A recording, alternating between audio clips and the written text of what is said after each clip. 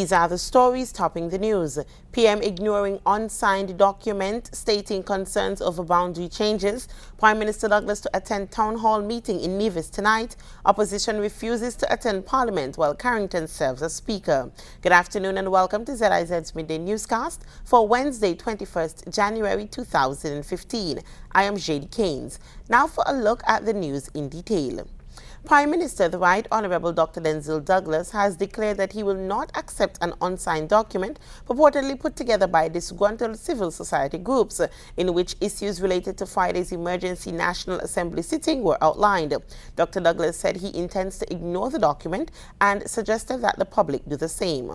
Many of you may have seen a document currently circulating on the internet purporting to be from various civic organizations in response to last week's parliamentary vote. I note that the document has neither letterhead nor signatures, and so I choose to ignore it, as should you. If any of the organizations listed did indeed authorize this, however, I invite them to indicate this by circulating an official and signed document, signed statement on letterhead, and I will be more than pleased to engage them in any discussion on this very important and long overdue action, first by our Electoral Boundaries Commission and then by our country's National Assembly. Prime Minister Douglas said when officially stating their concerns, the civil society organizations should also state their position on the talk of death and killing on air by opposition candidates and their supporters, and on media outlets permitting these statements to be aired. The Prime Minister's Press Secretary Erasmus Williams announced yesterday through a release that the Prime Minister's monthly press conference has been scheduled for 3 p.m. today, Wednesday, 21st January. This afternoon's press conference will be held in the Parliamentary Lounge at Government Headquarters and will hear remarks from the Prime Minister, Right Honourable Dr. ZIZ Douglas. The monthly press conferences give media direct access to the Prime Minister on a regular basis and keep residents informed of the operation of his administration. Meanwhile, Prime Minister Douglas will travel to Nevis this evening for a town hall meeting at the Franklin Brown Community Centre in Cambermere. The Prime Minister will be joined on the panel of speakers by leader of the Nevis Reformation Party, the Honourable Joseph Parry, and Federal Minister of Foreign Affairs and Legal Affairs, the Honourable Patrice Nisbet. That meeting will begin at 7 p.m. Relief is coming for parents of children attending early childhood centers on St. Kitts. The Director of Early Childhood Development for St. Kitts and Nevis, Jacqueline Morris, is praising the government's subvention policy, which she said will serve as a great help for parents, center operators, and most importantly, children. Beginning in February, parents of children up to 5 years of age will receive a $25 subsidy. The Early Childhood Development Subvention Policy actually refers to the government's commitment to the provision of a weekly subvention to each child from low-income households who are enrolled in early childhood centers in St. Kitts. The fee actually will be paid directly to centers. Okay. But these centers must be registered with the Early Childhood Development unit of the Ministry of Education. Director Morris said there are several additional benefits to be reaped from the initiative. We'll have more in tonight's newscast. We move now to news on the regional scene. The opposition Barbados Labour Party has declared that it will not tarnish the reputation of Parliament as it urges House Speaker Michael Carrington to recuse himself until a matter relating to his conduct has been resolved. Mr. Carrington is embroiled in a legal dispute with a former client, and the Committee of Privileges in Parliament is to determine if any action is to be taken against him. Standing on the steps of Parliament yesterday, opposition leader Mia Motley suggested too much is at stake and insisted her party will not offend the dignity of Parliament by attending sittings of the House once the embattled Speaker is in the chair.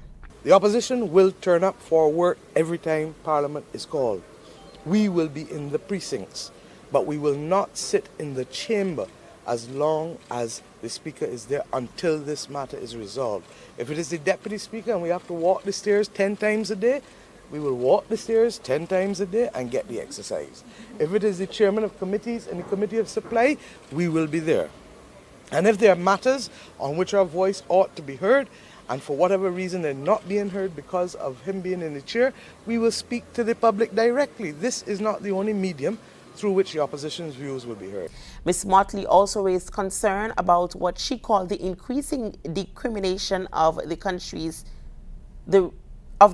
institution. She said the Barbados Labour Party will not be silent on this worrying trend. We will be holding a public meeting on Sunday night in St. Michael West, not to get into what the Committee of Privileges will deal with, but to address this whole issue of the downgrading and decimation of institutions, and that at some point people of Barbados have to stand up for what is right. We would have hoped, I would have hoped, that the Speaker would have done what I believe to have been right for him to do. When these issues appear, sometimes you don't only deal with what the law or the rules say, but you step back and remove yourself to allow the institution not to be the subject of negative comment. I would have hoped that that is the case. You can't spend hundreds of thousands of taxpayers' dollars promoting 375 years to the world and then not do what I believe to be the right thing. 8 months after it promised to wipe off utility debts for the nation's poor, the government of Antigua and Barbuda announced on Monday night that thousands of residents have been forgiven by the state-owned Antigua Public Utilities Authority, APUA. Minister responsible for APUA, Robin Yearwood, delivered the news while making his contribution to the 2015 national budget debate. He said a total of 3,697 people, 869 electricity, 1,059 water, and 1,769 telephone consumers had their debts written off at a price tag of EC $8,389,454.54. Along with a promise to build 500 homes in 500 days, the Antigua-Barbuda Labour Party ABLP's Fresh Start initiative was a highly publicized manifesto promise. Yearwood told Parliament that the amnesty was the action of a caring government. The Utilities Forgiveness Program was announced by then opposition leader Gaston Brown on the campaign trail just before the June 12, 2014 general elections. Brown said then that he was moved to offer the amnesty after realizing that many families were living in darkness. The initiative targeted poor people who accrued arrears up to December 31st, 2013. Just days after Brown was sworn in as Prime Minister, APUA started the application process, which saw hundreds of people applying for the relief. Internationally, Houthi fighters have taken full control of Yemen's presidential palace in the capital Sana'a after a brief clash with the compound's security guards, witnesses and security sources say. The development came a day after the parties in the ongoing conflict in the Arabian Peninsula country said at two separate times they had agreed to a ceasefire. Al Jazeera's Faiz Jamil reports. President Abd Rabbu Mansour Hadi met advisors on Tuesday while virtually a prisoner in his home, being protected by soldiers from the Republican Guard loyal to him. But this calm was short-lived. The president's residence came under attack, followed by the nearby presidential palace, which was apparently looted by Houthi rebels. Witnesses described the security forces as apparently giving up. The Houthis' leader says it came to this point because of the president's unwillingness to negotiate with them. Our country is suffering at the domestic level. Many of the internal forces, in terms of the political parties and blocs, are not living up to the degree or the level of the current challenges. They are not addressing them responsibly. Houthi fighters reportedly also stormed the headquarters of the elite Republican Guard, raiding the weapons store. All this happened as negotiations between President Hadi and the Houthis were supposed to be underway. Some believe the next step will have to be without Hadi in charge. The only way I can see forward if the world wants to maintain that is actually to push some sort of a new leadership, one that is locally legitimate and not militarily wise, locally legitimate and internationally accepted, which obviously does not include the Houthis nor President Hadi himself.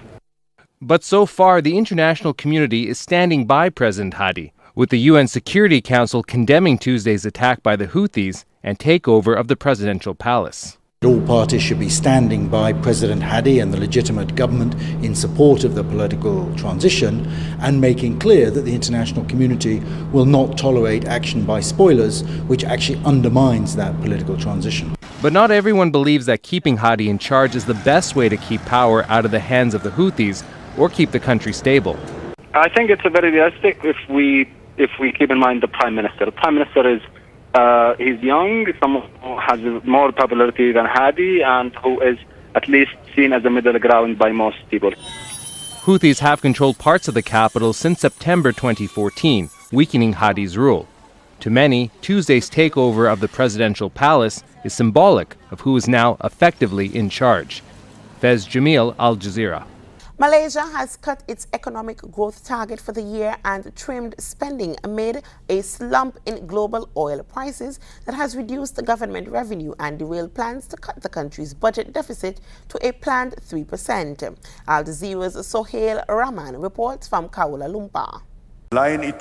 Malaysia's Prime Minister wants to reassure the public. Najib Razak announced a budget last October. His government is now readjusting the budget for this year. Malaysians are worried about the falling global price of oil and its impact on their oil-producing economy, and the Prime Minister wants to make sure those worries don't turn into panic. I'm here today to announce specific and proactive measures to align ourselves with the recent global economic developments. We are not in crisis. Indeed, we are taking preemptive measures following the changes in the external global economic landscape, which are beyond our control. But there was no specific announcements on changes to the tax structure or subsidies on fuel, as many here had expected. He also said the government would suspend military recruitment this year, saving $112 million. The Prime Minister also encouraged Malaysians to buy locally made products and waive visa charges for tourists, notably from China, to stimulate the economy and attract foreign tourists. Yeah, it's quite a hard time for the consumer. Store manager Mr. Su has noticed it in his sales. He says his local customers still feel there is uncertainty in the market. And because of the valuation of our ringgit, a lot of people are concerned. So from that, they refrain from buying more. Not like previous, they buy and they keep it, now they don't. Malaysia is a major oil producer. 30% of the government's revenue comes from oil sales, funds that support its policies and future plans. Fuel subsidies have slowly been reduced. That means Malaysians will pay more for petrol and will have less to spend on essential items. This analyst thinks the government is making the right decisions, but needs to be careful. I think the Prime Minister has come across to show that the government is not panicking, that the government has a plan to deal with the slide in oil prices and is tailoring its spending accordingly. But I think there's a sentiment that the cuts are not going far or deep enough. The Prime Minister has had to rethink government spending. The devastating floods that hit northeastern Malaysia last December displaced as many as 200,000 and caused millions of dollars of damage. The rebuilding and rehabilitation of the region may cost the government an estimated $250 million. The Malaysian government needs to counter the falling oil price and rebalance its books. If it wants to see its policies implemented, then this won't be the last that we hear about budget cuts or tax rises. A new general service tax of 6% is due to be implemented in early April, and everyone will be affected. It's the public's long-term reaction to these changes that the Malaysian government has to be sensitive to in the next few months. Sohail Rahman, Al Jazeera, Kuala Lumpur. Turning to the weather, we can expect a temperature high today of 30 degrees Celsius and an evening low of 26 degrees. Winds will blow from the east at 7 to 14 miles per hour, becoming variable or calm overnight. Seas will be slight to moderate with swells of 4 to 5 feet. Looking ahead to this evening, a dry and stable atmosphere will persist across the islands. By tomorrow, however, light winds coupled with daytime heating and weak instability could trigger a few isolated showers during the day. And that wraps up the ZIZ Midday Newscast for today, Wednesday. I have been your presenter, JD Keynes. Join us this evening for these stories and more in detail. Have a great afternoon.